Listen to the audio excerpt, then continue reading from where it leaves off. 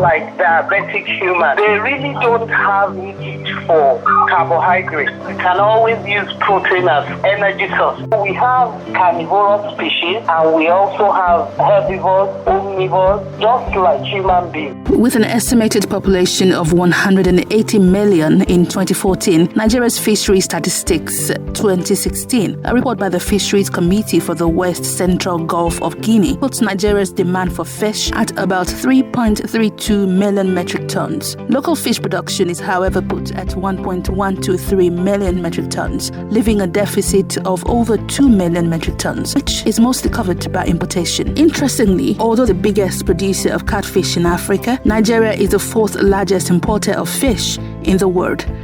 Francisca George is a professor of aquaculture and fisheries management at the Federal University of Agriculture, Abeokuta. She tells me the kinds of fish cultured in Nigeria and the required nutrients in fish feed for maximum growth. If you compare fish with poultry, with pigs, with cattle, fish will require more protein because they are able to utilize protein as energy source, while others would use cheaper materials like carbohydrates to drive their metabolic processes. We have different stages. We have the fry, we have the grow out, fingerling, we have broodstock, we have table size. So there are different stages of development and their protein requirements vary according to the stage of development. Any producer will be looking at a balanced ratio where he will not be wasting the protein as against growth. What we culture most in Nigeria today is catfish. And for catfish, if you rear a pond, as a pond, you can actually win them on locally produced fish feed much faster than when you rear them in other enclosures. So I took a trip to Ijebu-Ode in Ogun State, southwest Nigeria. There is restriction of movement both within Lagos, where I stay, and between the 6 southwestern states because of the coronavirus pandemic. We drove over 57 kilometers through various roadblocks, but were allowed to pass as essential workers. The Lagos-Ibadan Expressway was busy though. I would believe these are food trucks bringing in the much-needed food items for about 20 million residents of Lagos. It was a Monday, one of the 2 days Ogun State Governor Dapo Abiodun had relaxed the lockdown from 10 a.m. to 2 p.m. for residents to shop for essentials. We ran into a busy market on our way. Ijebu-Ode is a hub for catfish farming in Nigeria. My first stop was at Bababura Farm, where I met Adeniyi Tunde, the CEO. He has been a fish farmer since 2009. His catfish farm spans over 5 plots of land. He also makes his own fish feed. There are a lot of trial and error in locally made feed. But from some of us who have the experience, who have been doing it for a very long time, and who have done a lot of research in that feed, we are producing something better than imported. I locally make 90% or let me say 90% of my feed. 90%. I source the material from a Nigerian market, local market.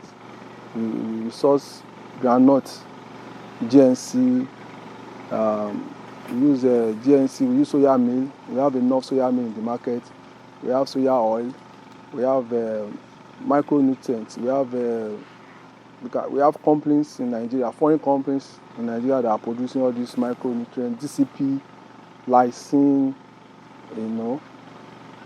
So we use fish meal. We have local fish that are used as fish meal.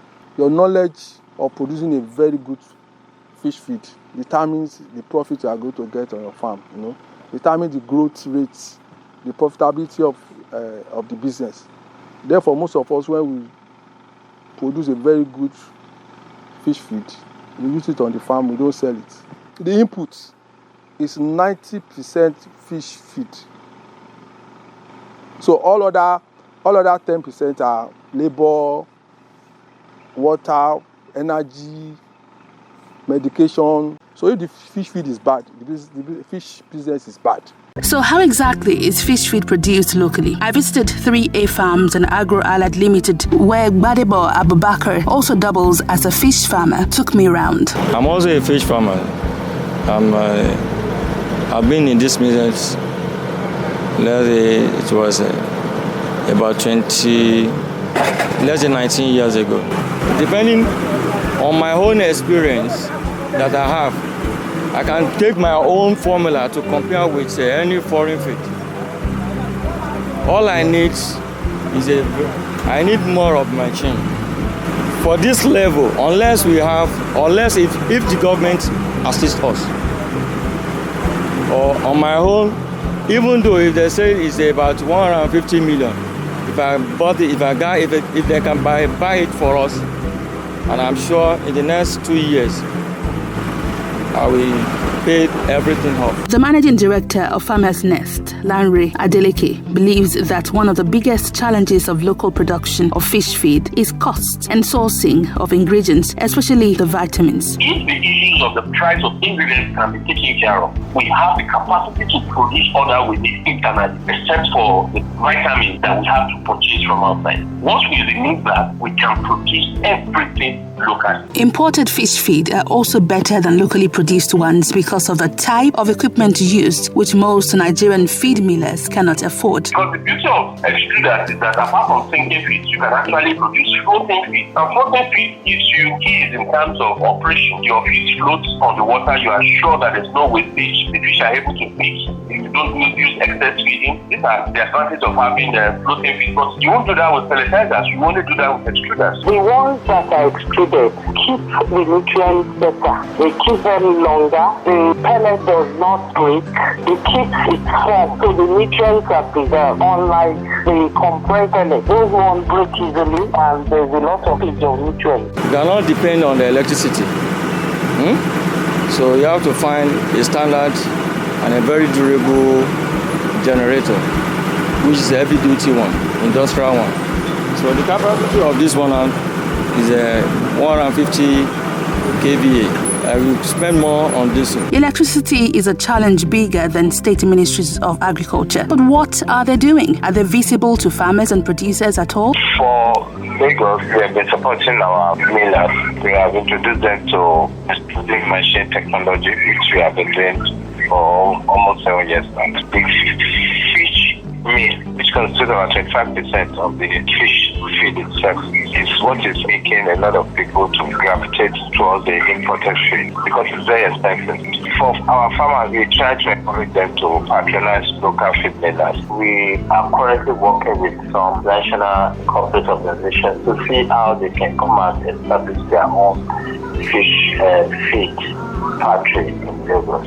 Hopefully before the end of the first quarter of this year, we should be able to have a memorandum of understanding with this. As far as government is concerned, we are collaborating with research institutes, and I want to assure our farmers that as the government will continue to support them every step of the way. There appears to be a consensus that though imported fish feed is currently better than locally produced ones, Nigeria can produce sufficient quantity and quality of fish feed for the fish cultured in the country. Hopefully, Nigeria looks into supporting local fish millers to produce better fish feed, as the quality of the feed given the fish would impact on the overall well-being of citizens.